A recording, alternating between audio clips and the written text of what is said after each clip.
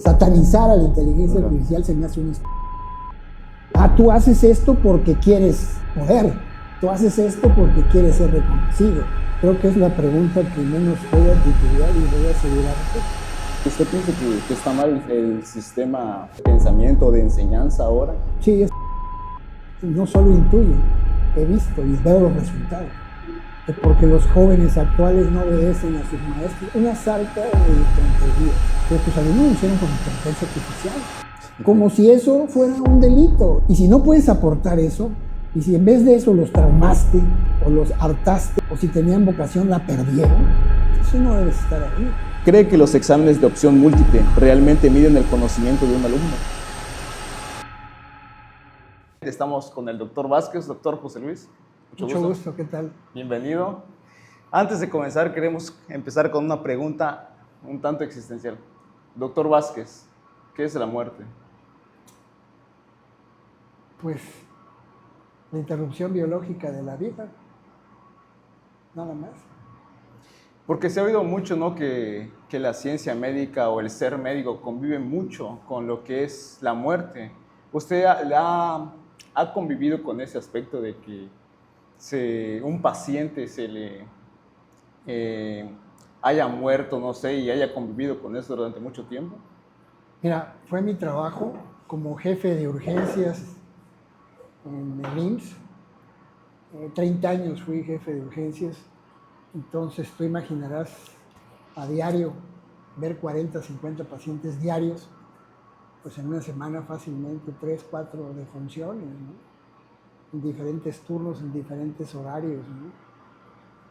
Entonces, que en tu profesión y en tu ocupación se presente de continuo ese tipo de manifestación, pues te conlleva muchas reflexiones de tipo existencial, filosófico, psicológico, ¿verdad?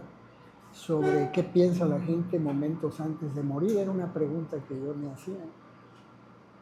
A veces el estado agónico en que se encontraban, pues, evitaban cualquier tipo de diálogo, pero en los últimos instantes uno desarrolla la sensibilidad para capturar esos momentos extremos de dolor al final de una vida, ¿no?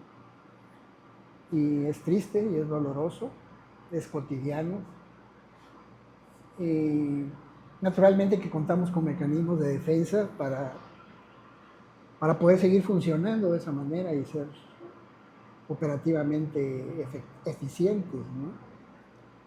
Pero sin lugar a dudas, en lo personal, a mí me generó pues algún estado emocional como la depresión, ¿no? Con la que he tenido que convivir el resto de mi vida, ¿no? Claro, de la mejor manera posible, ¿no? Se dice mucho que los médicos no creen en algo más allá, ¿no?, de esta vida. ¿Usted cree que existe algo más allá de la muerte, de esta vida? En lo personal no creo que exista nada, nada en absoluto. Soy ateo, soy escéptico y muchas veces en los momentos de la muerte de un paciente, tal vez uno infantilmente o de manera ilusa pretende capturar un cambio de temperatura o alguna percepción que te diga que un alma está abandonando una vida, ¿no? Y en definitiva, pues no tuve esa capacidad metafísica de capturar esos momentos, ¿no? Entonces, dentro de una carrera, pues, científica como es la medicina, no digo que el exceso de ciencia nos convierte en escépticos. Naturalmente que no ese es el único ingrediente que nos convierte en escépticos, ni es solo la idea de la muerte. Quizás más doloroso que el momento de la muerte es el sufrimiento continuo de la gente, ¿no? Y el sufrimiento se manifiesta no necesariamente en gente enferma, también en gente sana fuera de los hospitales. En el aula en donde das clases como docente también, vives muchos momentos existenciales que compartes con la gente que está ahí y ves que está impactando en su personalidad, reflejándose un dolor antiguo y una situación psicológica no resuelta, ¿no? Entonces el sufrimiento es una constante, la muerte es una constante, la vida solo es un estado de transición. Evolucionistas ateos, Sí. como Dennett, por ejemplo, Richard Dennett, habla de, él es evolucionista en el sentido de que genéticamente estamos determinados nada más para evolucionar hacia la reproducción y a la supervivencia. Que toda nuestra productividad y todo lo que rodea al ser humano está enfocado a que nos reproduzcamos y aseguremos la supervivencia de los humanos, ¿no? Y estoy de acuerdo con esa situación porque finalmente los genes determinan gran parte de nuestro comportamiento, de nuestras funciones biológicas y nuestro comportamiento psíquico. Y quizás también hemos considerado que la conciencia es ajena a nuestros genes, pero en la neurobiología moderna, no, las neurociencias, parecen que están reduciendo la distancia entre determinantes genéticos y la conciencia, ¿no? De hecho, por ahí acabo de leer a un sujeto, un sujeto genial, Sí. perdón por la falta de respeto, Roger Penrose, que es un físico, filósofo, acaba de morir creo hace poco, pero que él decía que ahora quizás el estado de la conciencia es un flujo, como él es físico, dice que es un flujo cuántico en los microtúbulos neuronales. Entonces dice, si tengo que ubicar la conciencia dentro de lo que es el cerebro humano, como científico, filósofo y físico, todo lo que he leído, concluyo que por ahí debe estar la conciencia humana, ¿no? Y es cuando muchos, quizás ya fuera un poquito del territorio científico, muchos piensan que la conciencia es una serie de vibraciones de las partículas elementales que tenemos y que por eso a veces cuando las vibraciones de mi conciencia son similares con las vibraciones de tu conciencia cuántica, rápidamente nos identificamos entre los seres humanos. Y a veces cuando esas vibraciones no son compatibles, también hace que nos alejemos de otros, ¿no? Digo, son ideas no comprobadas, pero que son interesantes y que no todo lo comprobado o todo lo científico es lo único verdadero, ¿no? De hecho, la ciencia también se ha convertido en un dogma, ¿no? Sí. Así como la religión. La ciencia vino de la religión, las universidades vinieron de la religión. Sí. Entonces somos un poco de todo, ¿no? Sí, ¿verdad? Usted nos comentaba, ¿no? Que usted es catedrático de fisiopatología. Ah, ya, sí. Sí. Claro. Y nos decía, ¿no? Hace un momento que los alumnos a veces sufren, no tienen, pues, cuestiones psicológicas. Y estaba checando su perfil. Hay una frase que me gustó mucho de Frank Kafka, que dice que la vida es una fiesta de disfraces, pero yo había acudido con mi rostro real. Sí. ¿Usted cree que la vida real sea así, como lo menciona Kafka? Simplemente hay que pensar que desempeñamos un rol social. Yo ahorita estoy desempeñando un rol o un papel social. Estás entrevistando a un médico y construí mi identidad como médico como la están construyendo ustedes ahora. Pero esa identidad no deja de ser una celda que me limita, ¿no? Esa identidad se construyó desde que nací en el útero de mi madre, en la relación familiar, en las primeras escuelas, en todo el flujo de gente con la que he tratado, en mis propias ideas y mis pensamientos. Voy construyendo una estructura. Y así como mi físico es limitado, también mi estructura intelectual que he construido me ha servido para hacer una identidad. Todos luchamos para hacer una identidad en el transcurso de nuestra vida, sin saber que esa identidad al final es una cárcel, porque te limita, te define, hace que seas una cosa y no puedas hacer otra. Sí. Entonces, son ideas quizás de gente, por ejemplo, como Michel Foucault, un filósofo,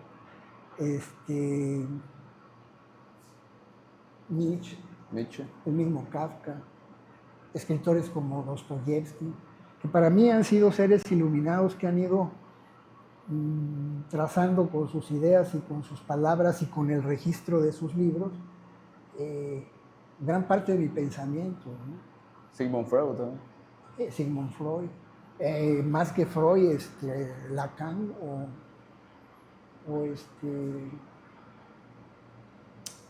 me pasa el nombre de Carl Jung, ¿verdad? Que fue antagonista de Freud, ¿no? Fue su maestro y a la vez es antagonista. Y es lo que yo le digo a veces a mis alumnos. Cuando siento que se identifican mucho conmigo y yo con ellos y hacemos un vínculo que va más allá del aula, de docente, les digo que yo, por ejemplo, tuve maestros que idealicé, 2 o 3 de ellos, ¿no? Que contribuyeron a mi formación como médico y que quizás viéndome ahora pensando de una manera tan distinta, no quisieran que yo los mencionara como mis célebres maestros, pero sí los he querido mucho a 3 de ellos. Uno es el doctor Octavio Orantes Ruiz, que dio clases en esta facultad. Otro fue el doctor Alfredo Trujillo Casas, que en las instituciones en donde estuve, él me abrió la puerta, me respaldó, me dio cobijo, ¿verdad? Sin ser mi padre biológico, pues yo lo sentí siempre como un padre. Y al doctor José Luis Hernández Petris, un internista de muy mal carácter como yo también, pero brillante y que me enseñó el pensamiento médico, el pensamiento clínico en los servicios de urgencias. Pero lo que yo le digo a mis alumnos es que tarde o temprano uno tiene que derrumbar esos ídolos para poder crecer. Derrumbar en el sentido de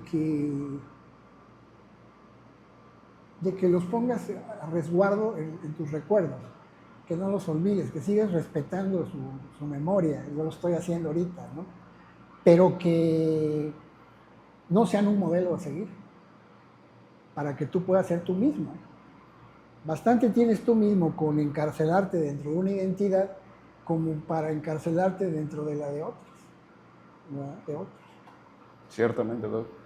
Yo platicaba con su generación pasada, los que tuvo hace 2 semestres, y Ajá. mencionaban de que usted ha sido muy buen doctor, pero que usted estaba en contra del sistema actual, ¿no? De educación, de que está muy, ¿cómo decirlo? Muy encapsulado en su mismo pensamiento, ¿no? O sea, no quieren avanzar, digámoslo así. Entonces, ¿usted piensa que está mal el sistema, no sé, de pensamiento, de enseñanza ahora? Sí, es pésimo, y sin duda. Creo que es la pregunta que menos voy a titubear y voy a asegurarte que no solo intuyo, he visto y veo los resultados. Es pésimo. Es pésimo porque no promueven la creatividad, la innovación, la motivación, porque ponen al estudiante desde el kinder o de la primaria sometido a la inercia, porque no fomentan el pensamiento crítico, porque educan para que el sistema de poder se replique y sean individuos útiles al sistema, pero poco identificados con ustedes mismos. Y eso es lo más despreciable, ¿no? Entonces, cada que yo inicio un semestre, platico con mis chicos. Digo, mis chicos no son míos, pero los quiero y eso hace que yo me exprese así. Y les digo, bueno, a veces me quedo parado ante el grupo, unos 5 minutos, solo para ver que ellos esperan que yo hable primero. ¿Y por qué? Porque así estamos sometidos, ¿no? A esa tendencia, ¿no? Y a ver qué dice el maestro, y a ver cómo presenta la clase, ¿no? Y hace unos momentos yo compartía con ustedes un artículo que estaba yo bajando de internet y decía, que la pedagogía actual está equivocada porque ahora enfoca a la educación en el placer, porque suaviza lo que es el examen, porque no hay medidas disciplinarias, que porque los jóvenes actuales no obedecen a sus maestros, una sarta de tonterías, ¿no?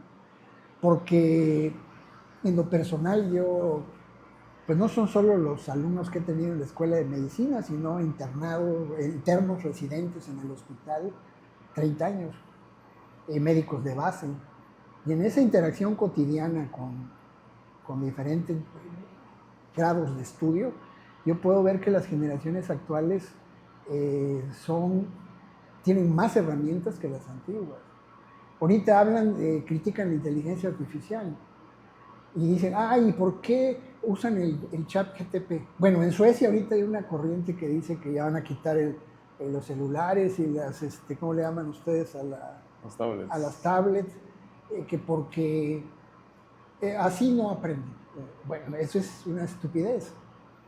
Yo este semestre tuve la experiencia con un maravilloso grupo que acabo de tener y que al rato me reúno con ellos para despedirme.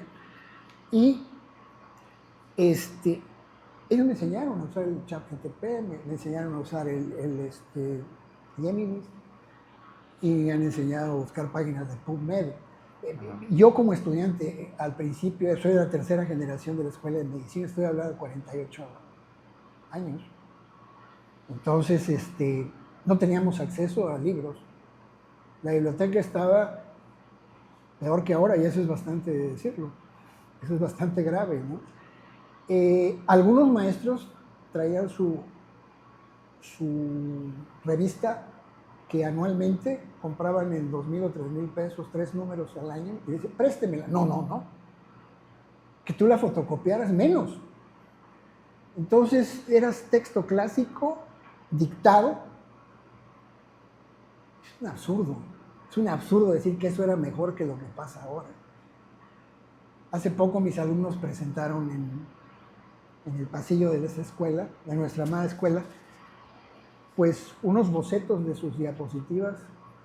Y se acercaron a mí docentes para decirme, oye, pero tus alumnos lo hicieron con inteligencia artificial. Como si eso fuera un delito y no una consecuencia de una evolución tecnológica que debemos usar en nuestro beneficio y que lo estamos haciendo muy bien. Entonces la gente tiende a ser muy reaccionaria, muy dogmática, a pensar que los tiempos pasados fueron mejores, y no es así. Vuelvo a la evolución, ya no solo genética, social, psicológica, antropológica del ser humano. Pedir que las cosas vuelvan a ser como eran antes es un error. Aparte, ¿cómo estamos en el momento actual? Somos consecuencia, yo fui consecuencia del modelo tradicional. Si bien tuve suerte en la infancia de tener una educación de Montessori, que fue una pedagoga adelantada y que nos fomentaba el pensamiento crítico, el debate. Aquí en la facultad, si queremos debatir sobre el aborto, está prohibido. Es un tema muy polémico. Si queremos invitar a un partido político, no para sembrar ninguna ideología ni colonizar pensamientos, como decía Saramago, ahorita voy a retomar a Saramago en esa idea, ¿no? Sino para saber un poco de todo y formar un criterio personal individual, no para manipular masas. En México simplemente estamos repletos de partidos sin ideología, sin personalidad. Da lo mismo que sea Morena, que sea el PRI, que haya sido el PAN. Son los mismos resultados, son los mismos políticos. Es algo muy difícil, ¿no?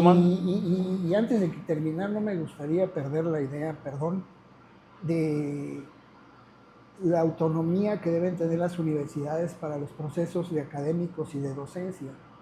No deben estar sometidos a la SEP. Y si con eso tengo problemas, no me interesa. Pero la verdad es que la estructura de la Secretaría de Educación Pública de decir, ustedes deben enseñar esto, y voy a vigilar que enseñes de esta manera, y también voy a controlar los recursos económicos de las universidades y las facultades, eso no es lo ideal. definitivamente. Entonces, ¿qué es lo que está sucediendo? Es que están controlando a nivel central todo el desarrollo y crecimiento que podemos tener intelectualmente en la docencia, tal como la venimos ejerciendo. Debemos tener libertad de pensamiento, de docencia, de enseñanza, de educación, ¿no? Ciertamente lo que decía usted, no retomando lo que dijo usted hace rato, ¿usted cree que el futuro de la medicina sea en la inteligencia artificial? O sea, es innegable que la inteligencia artificial ha venido influyendo.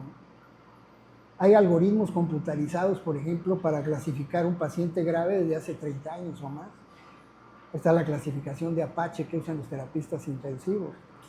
Existen avances tecnológicos en imagenología que son producto de algoritmos matemáticos de la inteligencia artificial, ¿no?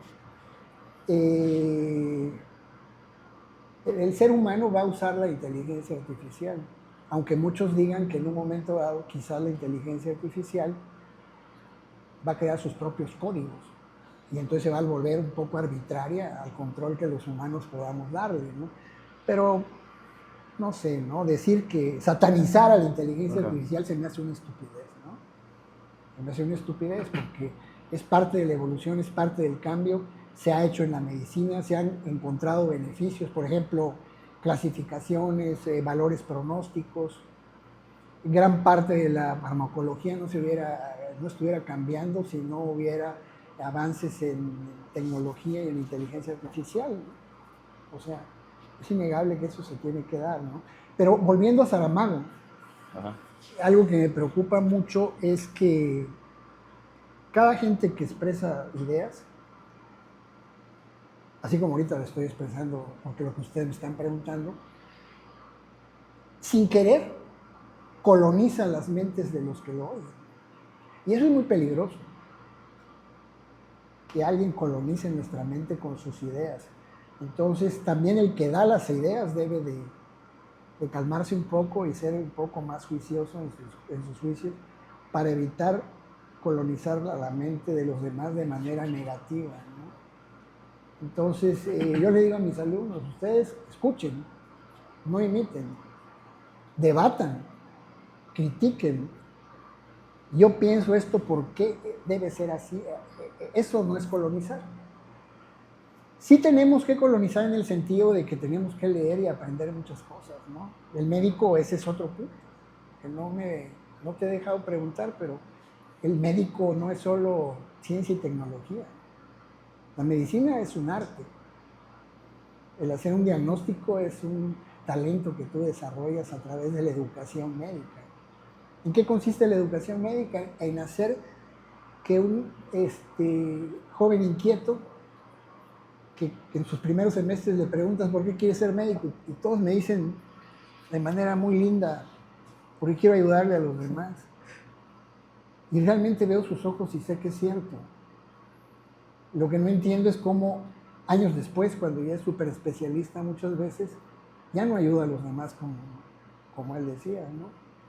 Entonces hubo un proceso de transformación en esa persona, cultural, educativo, social, y la mayoría de mis colegas me dicen, es que así se enseña la medicina, traumatizando a los médicos en las residencias, ¿no? Haciendo que ellos aprendan a través del dolor y no del placer. El niño en la infancia aprende a través del placer, y así debería ser siempre. ¿Te gusta algo? Vas a aprender. Los niños un juguete bonito lo desarman. Ellos nacen con curiosidad. ¿Quiénes matan esa curiosidad? Sistemas educativos. Los malos docentes, los malos maestros. Ser maestro es una responsabilidad gravísima. Porque, ¿qué se intenta que haga un maestro? De lo que sea.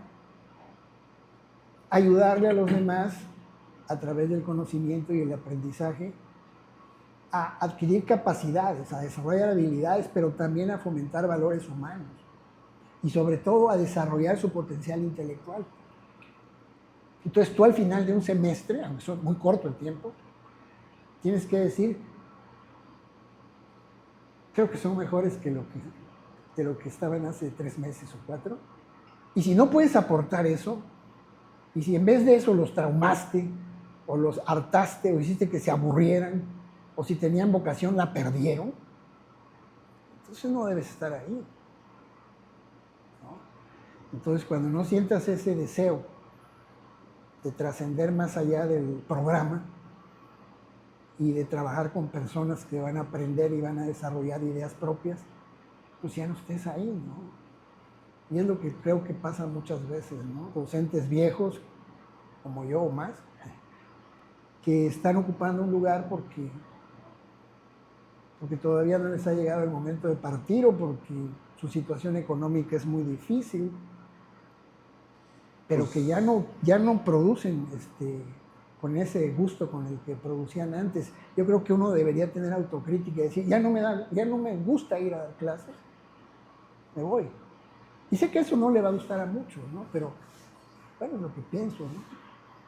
Doctor, usted como docente, si pudiera darle un libro, un único libro a sus alumnos, ¿cuál sería y por qué? ¿De medicina o de qué? Del que sea, literatura, filosofía. Mira, si fuera de medicina les diría yo que lean el mejor libro de fisiopatología que he tenido en mis manos. No digo que sea el mejor, pero es el que he tenido en mis manos.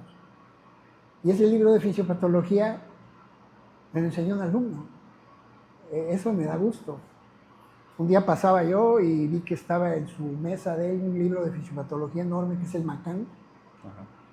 Y yo tenía uno de prepa, pues, y ese era un libro totalmente universitario, ¿no? Digo, esa comparación de prepa y diciendo que el Macán era mucho más complejo, ¿no? Y seguramente ahora hay otros, ¿no? No quiero parecer como mis maestros, los que mencioné, es la fisiopatología de Horacio Ginish, porque Horacio Ginish había estudiado con ellos, y no es mala, pero ya quedó atrás. Ya quedó atrás. Ahora es el Macán. Y seguramente si estuviera alguien en Harvard o en Princeton o Yale, que a mí me gustaría muchísimo un día visitar cómo enseñan ahí la fisiopatología, cómo hacen sus exámenes, cómo estudian. Sería una experiencia maravillosa, ¿no? Seguramente tienen mucho mejores textos. Pero si tú me lo preguntas a mí, todavía el Macán, fisiopatología. Y en cuestiones de literatura, Crimen y Castigo. Sin duda, porque es una obra de Dostoyevsky y es una obra escrita y desarrollada en Rusia, lógicamente. Yo lo leí en un mes invernal, con frío, entonces fue rico leer esa novela porque era toda la Siberia y todo lo que es Rusia. Sí. Paraísos congelados, o infiernos congelados, más que paraísos, ¿no? Y en la novela de Crimen y Castigo es un sujeto que quiere trascender más allá del humano. Y para él, la idea de parecerse a Dios era cometer un crimen, y si él no sentía culpa, era un Dios.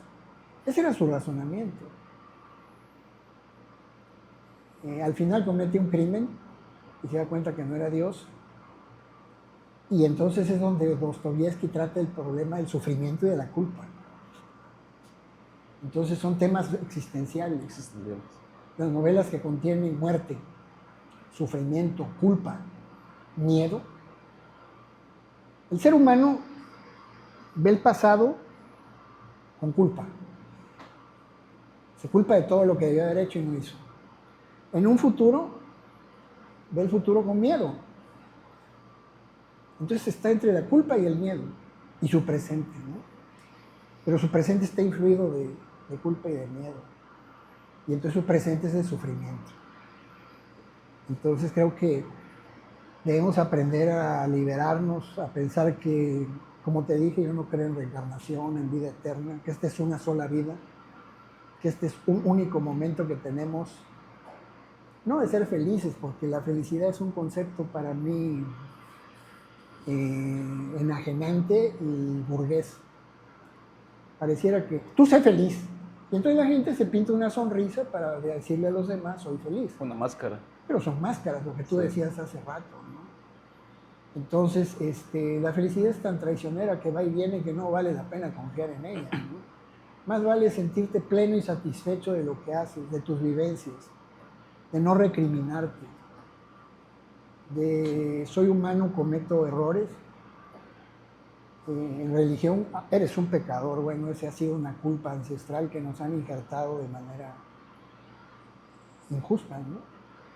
Entonces, que vivamos tranquilos, que tratemos de no hacerle daño a nadie, de ejercer nuestra libertad con conciencia e inteligencia, que tratemos de dejar algo en el breve tiempo en el que estamos y finalmente creo que es lo poco que podemos hacer.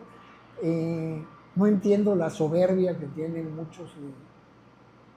Cuando más títulos y más cosas alcanzas en la vida te llenas de soberbia, o cuando tienes un cargo público, o cuando tienes un carro del año, o cuando te hace caso una mujer bonita, te llenas de soberbia, ¿no? Y son cosas que son circunstanciales, ¿no? La vida está más allá de la soberbia, ¿no? Y ahí podrías decir que me acerco más al pensamiento budista, de las religiones, al Tao, a las religiones tradicionalmente más antiguas, que son las orientales. Porque gran parte de los sociólogos dicen que el ser humano empezó a equivocarse cuando abandonó sus raíces orientales, la humanidad, y se occidentalizó, ¿no? Entonces ese es otro fenómeno, ¿no? Entonces hay tantas cosas que hay que leer, sociólogos, antropólogos, políticos, ideólogos, economistas, médicos, de todo tipo, ¿no? Para poder formarte, quizás hasta para confundirte más, ¿no? Usted mencionaba que la vida es un paso, ¿no? El día que termine su transición por este mundo, ¿cómo le gustaría que lo recordaran las personas, a los que les dio clases, sus familiares o amigos? ¿Cómo le gustaría que lo Creo que se recordaran? me hace un ejercicio absurdo, ¿no? Porque el ser humano está diseñado para olvidar. Y finalmente no quisiera ser recordado. Y es un contrasentido, porque, por ejemplo, yo recuerdo mucho a alguien de esta facultad que para mí fue un ser tocado por la gracia humana, que es el doctor Bernardo Hernández Tobar. Él era un neurólogo, neurocirujano, muy bueno. Él me enseñó muchísimo de lo que es la exploración neurológica, pero más allá de eso me enseñó mucho también sobre política. Él era socialista, o quizás estoy hasta quitándole, a lo mejor era comunista más que socialista, ¿no? Pero él estaba entregado a los fenómenos sociales, quería una mejor sociedad, un mejor mundo, una mejor escuela de medicina.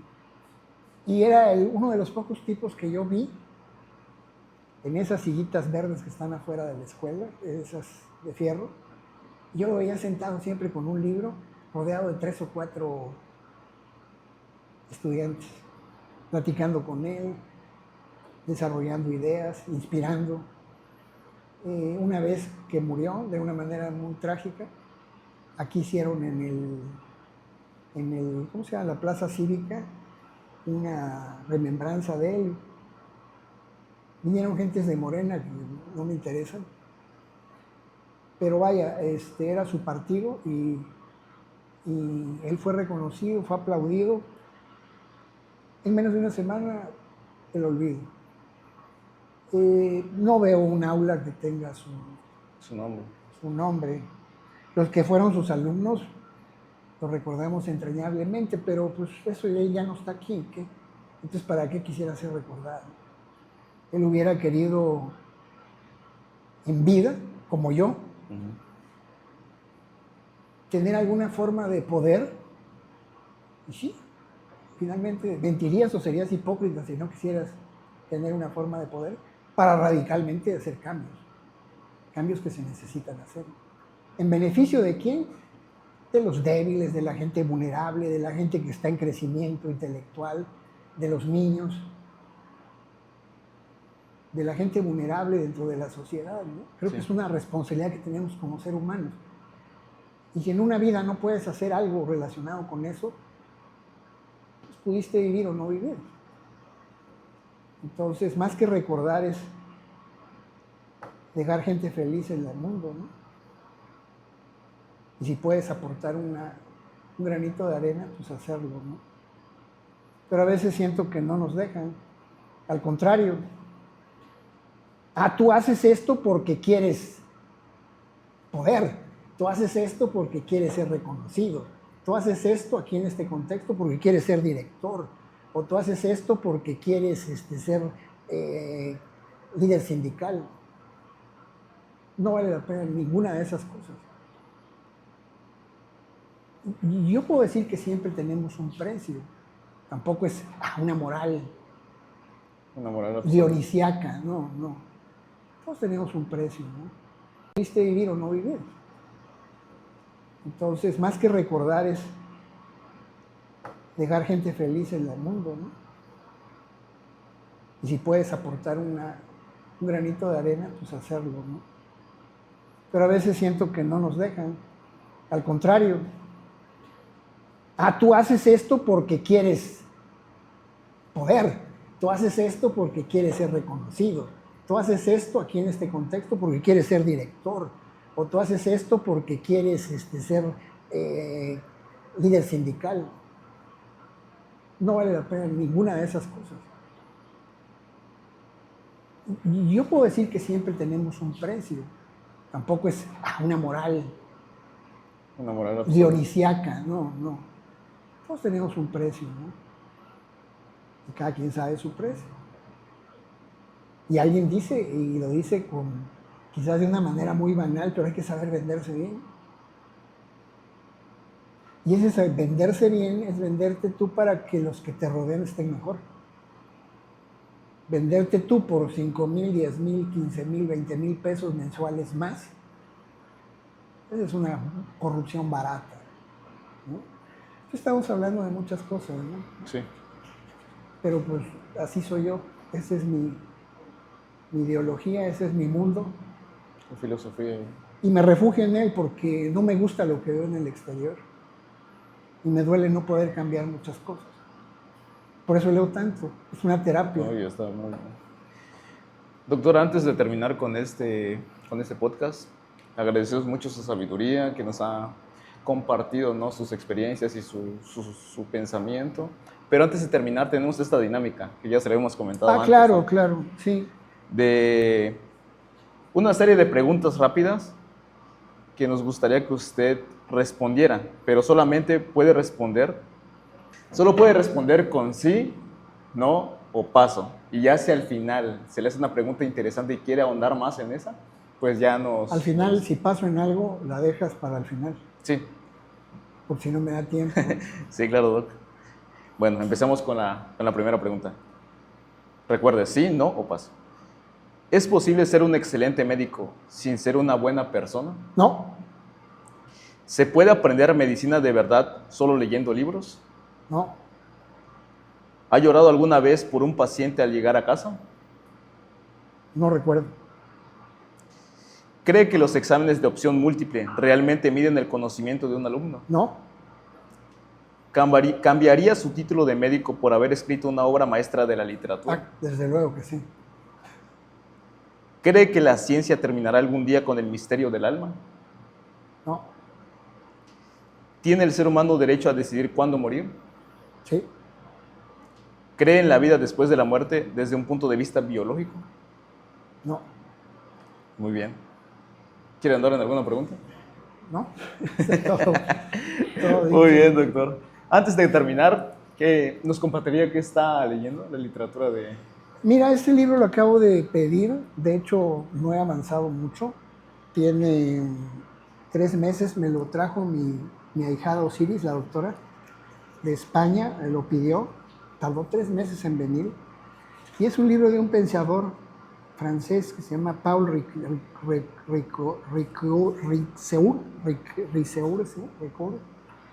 No hablo francés y mala dicción. Que inicialmente lo pedí porque es una interacción entre ciencia y religión. Ajá. Entonces hay conocimientos teológicos, hay conocimientos pedagógicos y hay conocimientos científicos. El que lo hizo,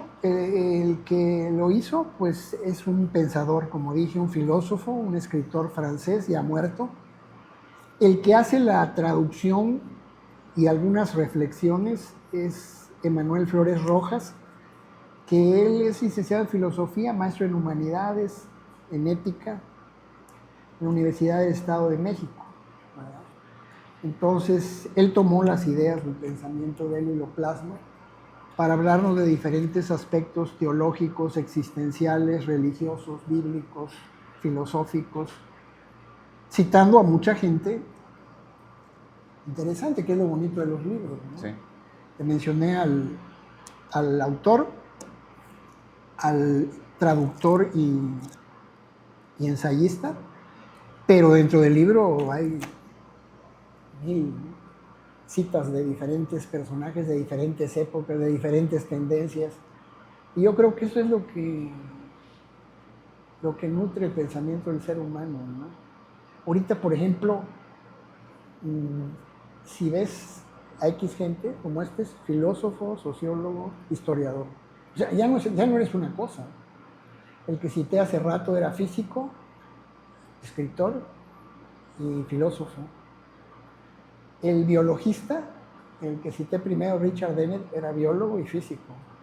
O sea, y dices, ya son profesionales excepcionales que están interactuando campos de diferente tipo. Físico-matemáticos que te hablan de antropología social, antropólogos que son filósofos, médicos que son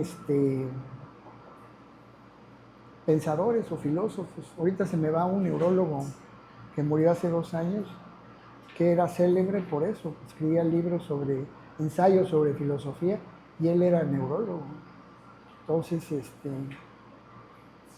interesante, ¿no? Pienso que, aunque seamos médicos,